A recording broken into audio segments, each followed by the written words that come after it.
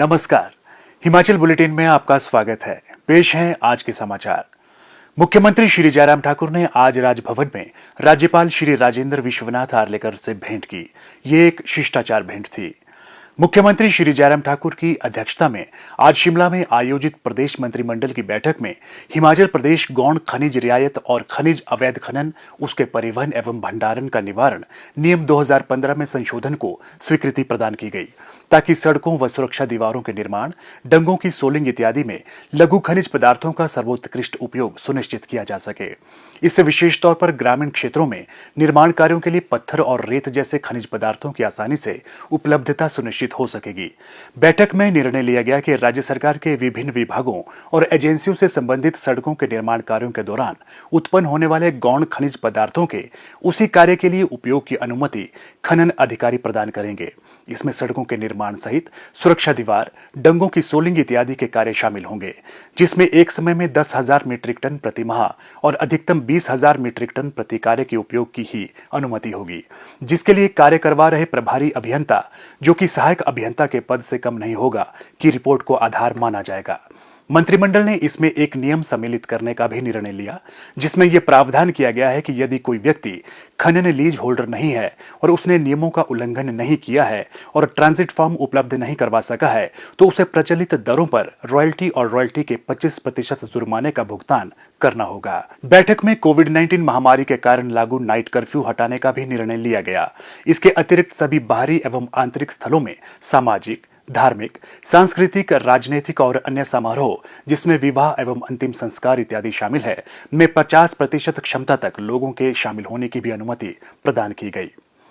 मुख्यमंत्री श्री जयराम ठाकुर ने आज शिमला में हिमाचल प्रदेश व्यापार मंडल के साथ आयोजित बैठक की अध्यक्षता करते हुए व्यापारियों की सुविधा के दृष्टिगत राज्य में वस्तुओं पर बाजार शुल्क को युक्तिसंगत बनाने के लिए कृषि सचिव की अध्यक्षता में एक समिति का गठन करने की घोषणा की।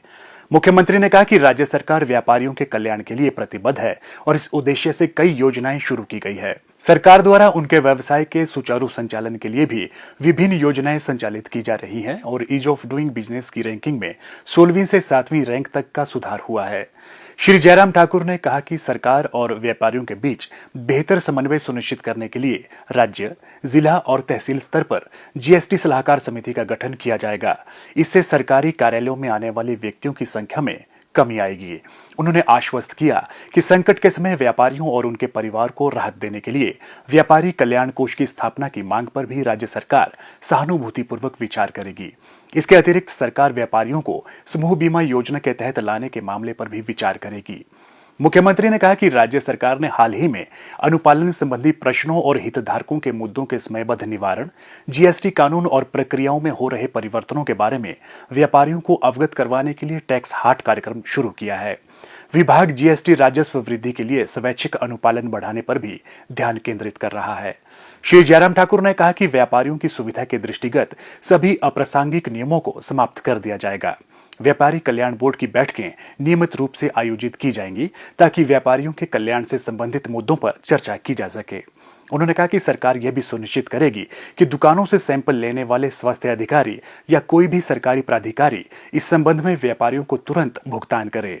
मुख्यमंत्री ने कहा कि सरकार दुकानों और अन्य व्यावसायिक प्रतिष्ठानों के खुलने और बंद होने के समय को भी युक्तिसंगत बनाएगी, ताकि व्यापारियों के हित सुरक्षित रखते हुए उन्हें सुविधा प्रदान की जा सके। इसके उपरांत पत्रकारों से अनौपचारिक बातचीत करते हुए मुख्यमंत्री ने कहा, मेरा ये मानना है कि व्यापारियों का बहुत बड़ा कंट्रीब्यूशन है। समाज के हर वर्ग के साथ सामंजस्य के साथ मिलकर के जो है वो जिस प्रकार से कारोबार अपना भी करते हैं और उसके लिए प्रदेश के लिए भी उनका एक बहुत बड़ा उस दृष्टि से सुविधा की दृष्टि से योगदान रहता है। और उनके छोटे छोटे इश्यूज कुछ हैं और कुछ थोड़े से बड़े इश्यूज भी हैं, उनको सुनना बहुत आवश्यक था। और इससे पहले भी हमारी इस प्रकार की बैठक तो नहीं हो पाई थी, जिसको स्ट्रक्चर्ड मीटिंग नहीं हो पाई थी, लेकिन फिर भी उसके बावजूद व्यापार मंडल के साथ, प्रदेश के पदाधिकारियों के साथ मेरा पहले भी मिलना हुआ था। मंडी में मिलना हुआ था, शिमला में भी मिलना हुआ था। लेकिन आज एक स्ट्रक्चर्ड मीटिंग जो है हमने यहाँ पर शिमला में की और जिसके अंतर्गत सारे इनके जो मसले हैं उन मसलों को सुना और उसके पश्चात हम उसमें मदद करने की दिशा में जो कर सकते हैं उस दिशा में आगे बढ़ेंगे। स्वास्थ्य एवं परिवार कल्याण विभाग द्वारा दोपहर 2 बजे जारी बुलेटिन के अनुसार प्रदेश में कोरोना संक्रमण की जांच के लिए आज 1350 लोगों के सैंपल लिए गए, जिनमें से 203 लोगों की रिपोर्ट नेगेटिव पाई गई है, जबकि 1107 लोगों की रिपोर्ट आना बाकी है।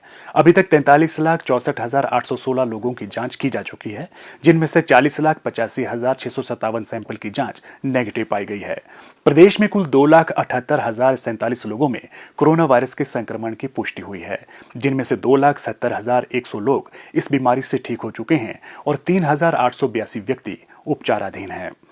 हिमाचल बुलेटिन देखने के लिए सब्सक्राइब करें YouTube channel IPR Himachal, follow करें ट्विटर @DPRHP, लाइक करें Facebook page information and public relations department Himachal Pradesh, visit करें वेबसाइट www.himachalpr.gov.in। इस अंक में इतना ही। कल फिर होगी मुलाकात, दीजिए इजाजत, नमस्कार।